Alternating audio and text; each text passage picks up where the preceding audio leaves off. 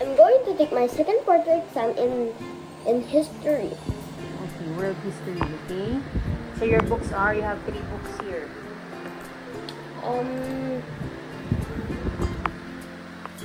The Beginning of Europe and 30 Famous Stories. Okay, and also the last part of Benjamin Franklin. Okay. So let's go to the 30 Famous Stories first. Okay? Can you please retell how the first printer came into life? Can you please retell how the first printer was invented or came into life? Should I retell the whole story? As much as you can remember. So, there once was a lad. He was poorly dressed. He has a knapsack. Yung mga tao nag-stare sa kanya hanggang pumunta siya sa market for an inn. The Lord saw him. He has a good-looking face. He has a black eyes. He is handsome. And the Lord said, "Lad, where came you from?" "I am from..." Namutan ko po. Tapos sabi ng Lord, ng landlord, "Bakit ka naman pumunta dito?" "Ay, ano ka?" Sabi niya, "Traveler." "Oh, traveler. Why do you travel?" Sabi niya, "I travel for learning, para may matunan po ko." Tapos sabi niya, "I traveled from Genoa, Rome, Venice." Then he said, "Oh, I have a friend named Lawrence Foster. He's a bantay. Binabantayan niya yung church. Tapos he sells book very easily. And he calls it printing." Sabi excitedly ni Johann Gutenberg.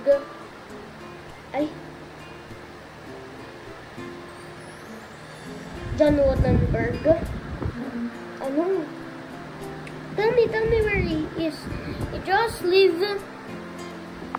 kapitbahay lang namin.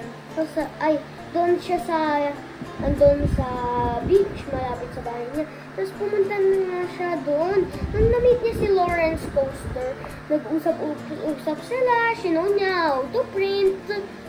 Tapos yun, "Oh, how did you invent it?" Sabi niya. Tapos sabi niya, "It was accidentally,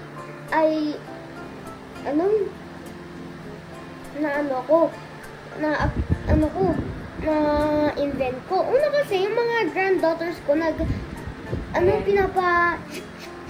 tawag dun? Sa trees? Bark. Name of the bark. Cut the bark into their names. That's why, nung dinala niya na sa papel, he said, bigla na nag-mark yun sa papel. Tapos yun, natunan ako nun. Sabi niya, "Can I have a sample?" Sabi niya, "Sure." Tapos, pumunta si John Gutenberg sa isang school doon. Malayo na. Sa Harlem pala po siya pumunta. Ngayon, hindi sinabi kung saan siya pumunta. Tapos, nag-invent siya. Hanggang nagawa niya yung first printer. Yun po. Okay. Bravo. Later. Next. Do you believe that having the printer was a blessing or not? It was a blessing. How? How did it become a blessing? Because if we don't have the printer right now, mahirap tayo, mahirap mag-publish ng books, super mahal na yun. Magsusulat ka pa ng sobrang haba, pero na yun sa printer, minsan magta-type ka na lang. Kaya yun, it was a blessing. But how can it not be a blessing?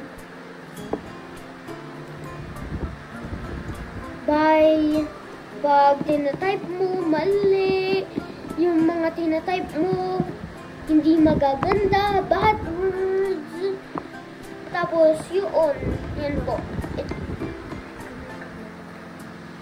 Okay. That's it?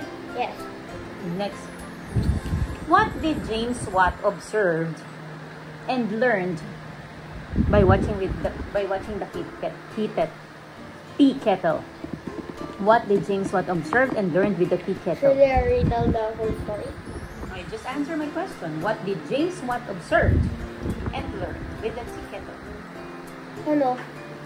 The force of smoke na dahil sa sobrang lakas ng pag-boil, nagaganon niya po, nadadala na yung taas ng yung tawag doon. Ayun. Tea kettle. Hindi, yung sa taas ng tea kettle. Lid. Yung lid, nadadala niya yung lid. Dahil sa lakas, he observed, sabi niya, why? Why does it nagaganon? Kaya tinanong niya, Colonel, bakit yung ticket? Ano ba yung nasa loob ng ticket? Water lang. Yun po. Okay. Next. Samuel Johnson, okay, I'm talking about Samuel Johnson, learned a life lesson the hard way. What was it? And what can you learn from his sad story? Samuel Johnson learned a life lesson the hard way. What was it? Because, and what can you learn from his sad story? Nung same year, nung pumunta yung father niya doon sa, pumunta rin siya doon, tapos inamatay na po yung father niya. Nakita niya, father ko pala yung nagpahirap sa amin magkaroon ng money. Tapos, hindi ko siya tinutulungan. Sana pala, tinulungan ko siya. Nagre-regret siya. Tapos, kaya nga siya nag-stop, tapos umiyak sa gitna ng ulan eh. So, what can you learn from his sad story? Always help your father and don't regret.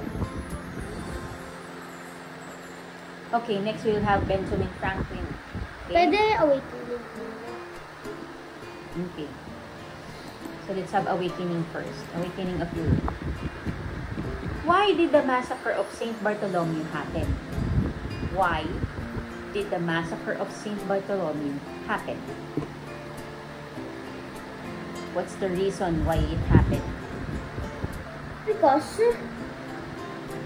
the king's mother, I forgot, fina-force niya, patayin mo lahat ng mga ng mga Kristiyano, yung mga beggars. Sabi niya, no mother, they are my friends. Pero tinitempt siya ng mother. Kaya yung nagalit siya, sige, patayin mo sila, i-execute sila. Yun po yung reason why it happened. Because of temptation. How do you feel about this sad story? Sad. Because And why? Because as we Christian, pero hindi po na yun nakakasad kasi namamatay yung mga Christian. Pero, happy rin ako that they will go to heaven. Okay. Can you please give, okay, next. I will mention names of these people and just give me a brief story, okay? What's brief Okay, story? just a short, everything you can remember about the story of The this whole person. chapter? The important things you can tell us about these people, what he did for his country. Example, okay, just a brief description of who they are. Okay, first, who is William the Silent? Oh, William the Silent is William Prince the Orange. William the Silent, is kind. He is a beggar. Hindi po beggar na ganun, si beggar, and he fought for our Christian religion. He did many for our country. He let us beat the Spanish army. Yun po. Next. Who is Francis Drake? Sir Francis Drake. Francis Drake is an Englishman. Englishman. Ano po? He did so many for his country. He found gold jewelry for his queen, and he found new riches, El Dorado, and Guinea, and he even fought the invincible Armada, and he is a wise man. And that's it? Yes. Next. Sir Richard Grenville. Who is Sir Richard Grenville?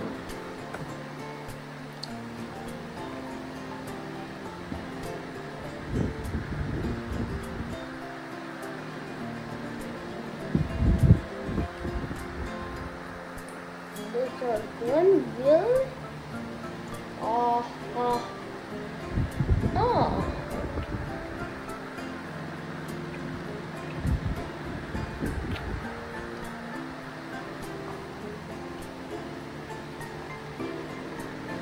And that I forgot.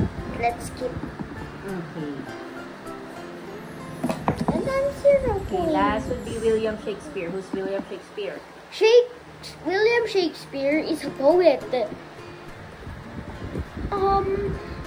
Gumagawa po siya poet, as in, hindi po mga fairy tale. Gumagawa as in siya yung mga totoo. Kunyari, lagi tayo feeling of flood, pero God protects us. Tapos, he creates story about Shylock, Bassanio, Antonio, and Portia. Yun po. Okay. The last would be, who is Queen Elizabeth I? Everything you know about Queen Elizabeth I. Queen Elizabeth I, that's a sister, Mary. Her sister, Mary, married Philip. And Queen Elizabeth, tinuloy niya po yung ship ng tatay niya. Tapos, he was, Christian religion siya. Ayaw niya sa mga, sa Roman religion. And she was a good queen. But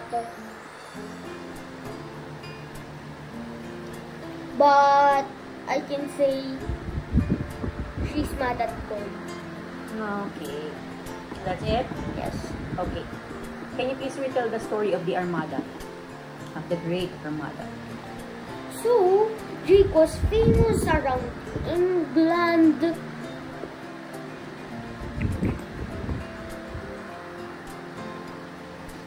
Then, he attacked the largest trading,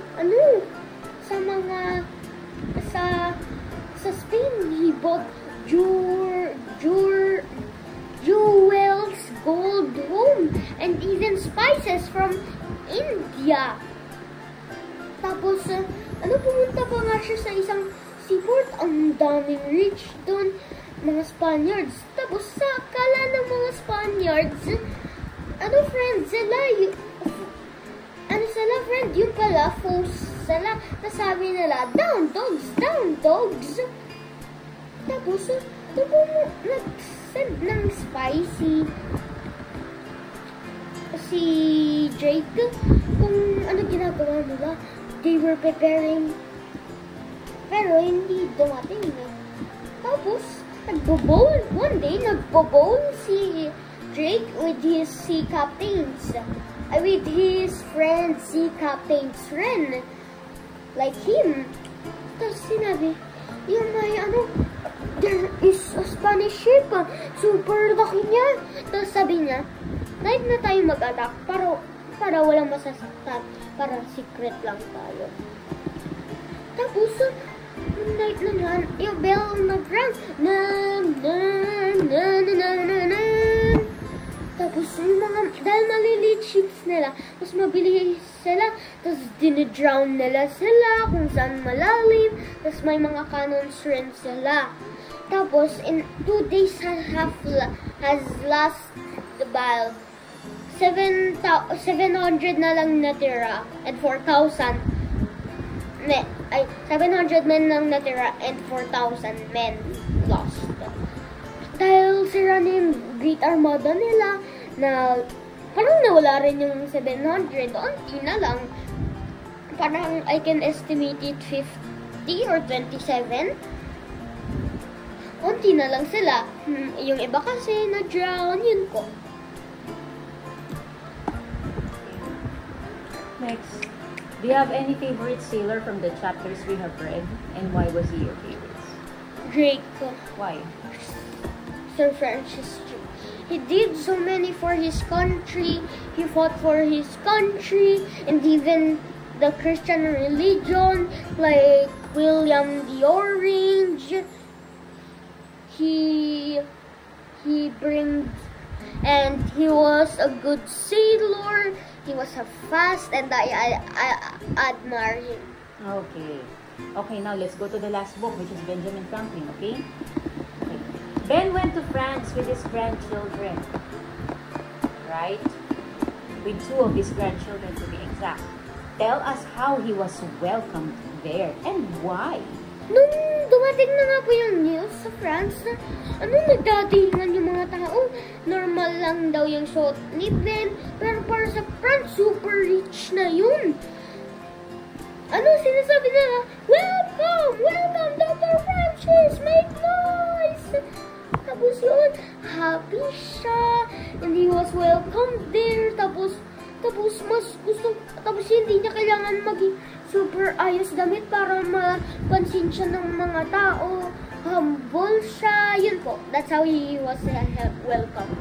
Okay. Can you please retell the last days of Ben until his death? So, Ben's last day, he was the first to sign all four national of USA para mabit yung England. Tapos yun po. He never missed a meeting. Tapos pag nag-argue sila, hindi naman important, nagkakatnaps po siya. Tapos he has a sick, boils. Tapos super old niya na rin, 70.